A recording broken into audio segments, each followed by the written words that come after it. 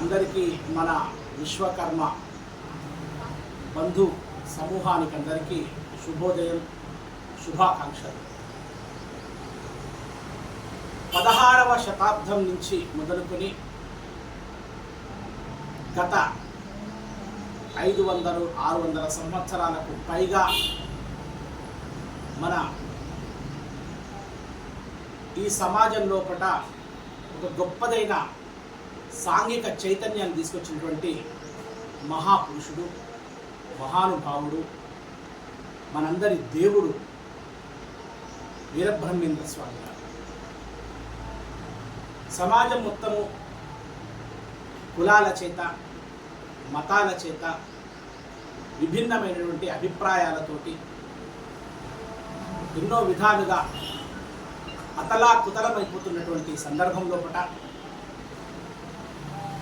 ఈ అజ్ఞాన సమాజ సమూహానికి ఒక జ్ఞానజ్యోతిగా ఉద్భవించినటువంటి మహాపురుషుడు వీరబ్రహ్మేంద్ర స్వామి వారు.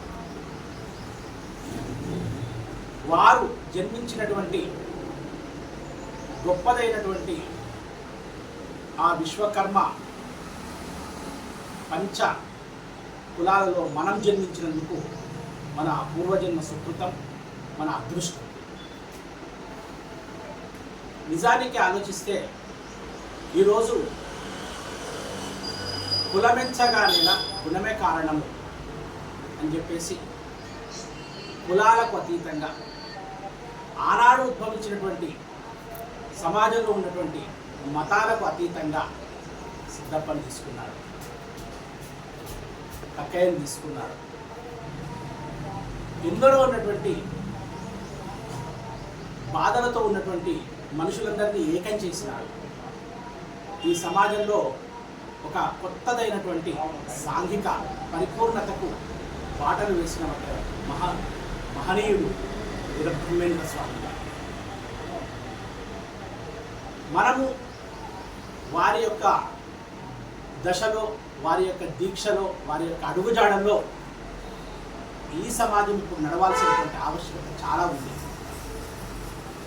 ఎన్నో రకాలుగా ఆలోచించినటువంటి మహానుభావుడైనటువంటి అతను కాలజ్ఞానాన్ని రచించాడు. కాలజ్ఞానాన్ని రచించడం అంటే భవిష్యత్ తరాలు ఏ విధంగా ఉండబోతున్నాయని ముందుగా ఊహించినటువంటి మహోన్నతమైన వ్యక్తి. నిజానికి ఆలోచిస్తే ఈ ప్రపంచానికంతటి కూడా వీరబ్రహ్మేంద్ర స్వామి దేవుడు, గురువు. కేవలం మన వంశీయులకు, మన 5 పంచదాయులకు మాత్రమే అనుకోవడం మనం గొప్పగా చెప్పుకోవడానికి పనికొస్తుంది అని నిజానికి అయితే అతనికి విశ్వవ్యాప్తంగా ఉన్నటువంటి దేవుడు అతను. వారి యొక్క ఆచరణలను, వారి యొక్క గుణగణాలని, వారి యొక్క సందేశాన్ని మనము ఈ భవిష్యత్ తరాలకు అందించడానికి, వారిని నిరంతరం మనం జ్ఞాపకం చేసుకోవడానికి ఒక గుడి కావాలి. ఆ గుడి ఎందుకంటే ఆ గుడి లోపల అందరం కూడా రావడం వలన వారి సందేశాలందరికీ భవిష్యత్ తరాలకు అందుతాయి. ఇప్పుడు తెలియని తరానికి కూడా మనం నిరంతరం జ్ఞాపకం చేసుకోవడానికి వీలవుతుంది. ఆ రకంగా ఈరోజు ఏర్పడినటువంటి ఈ విశ్వకర్మ ఆరాధన ఉత్సవాల సందర్భంగా, బ్రహ్మంగారి ఆరాధన ఉత్సవాల సందర్భంగా ఒక సరికొత్త ఆలోచనను బ్రహ్మంగారే మనకిచ్చారు.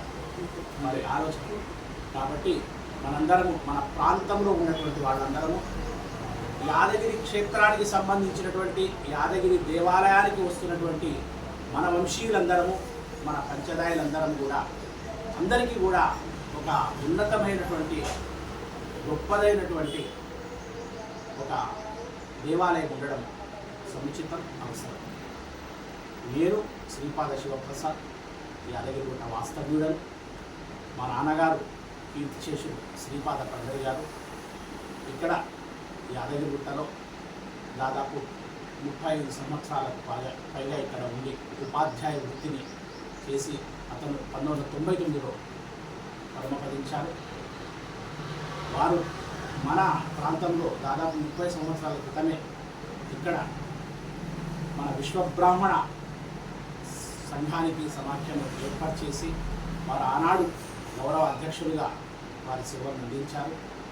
తదనంతరం రకరకాల కారణాల చేత ఈ విశ్వకర్మీయులందరూ కూడా వాళ్ళ కార్యక్రమాలను వాళ్ళకు తోచిన విధంగా నిర్వహిస్తూ పోతున్నారు. ఈరోజు ఆరాధన ఉత్సవాల సందర్భంగా మనకు కొత్త చైతన్యంతో, కొత్త ఆలోచనలతో, సరికొత్తదైనటువంటి రూపంతో ఈ దేవాలయ నిర్మాణానికి రావడం, ఆలోచన అందరికీ ఏకీకృతం కావడం చాలా ఆనందదాయకం, గొప్పదైనటువంటి అదృష్టదాయకంగా భావిస్తూ నేను స్థానికంగా ఉన్నటువంటి ఒక తెలుగు అధ్యాపకుడిని, నా వంతుగా నేను కవిని, రచయితను, ఈ కార్యక్రమానికి భవిష్యత్తులో జరగబోయేటువంటి మంచి మంచి కార్యక్రమాలకు నా వంతుగా చేదోడు వాదోడుగా ఉంటూ నాకు ఎంత వీలవుతుందో, నాకు ఏ రకంగా దీనికి నేను సహాయపడతానో ఆ విధంగా మీ అందరికీ సహాయపడడానికి నేను కూడా సిద్ధంగా ఉన్నాను. ఆరాధన ఉత్సవాల సందర్భంగా నాకున్నటువంటి వ్యక్తిగత కారణాల చేత రాలేకపోయినా కూడా మన మిత్రులైనటువంటి శ్రీనివాచార్య గారు, తర్వాత రవికాంత్ గారు, మా బావమంది అయినటువంటి నవీన్ గారు, వీళ్ళందరూ వచ్చారు. నరసింహాచార్య గారు, నమస్కారం, నరసింహాచార్య గారు, వీళ్ళందరూ వచ్చి ఈరోజు నా ఇంటికి వచ్చి నన్ను సన్మానించిన కృతజ్ఞతలు. మనందరి మీద, మన కుటుంబాల మీద, మన సంస్కారాల మీద, మన భవిష్యత్తు జీవితాల మీద, మన పిల్లల ఆలోచనల మీద బ్రహ్మంగారి యొక్క ఆశీస్సులు నిండుగా ఉండాలని కోరుకుంటూ కృతజ్ఞతలు.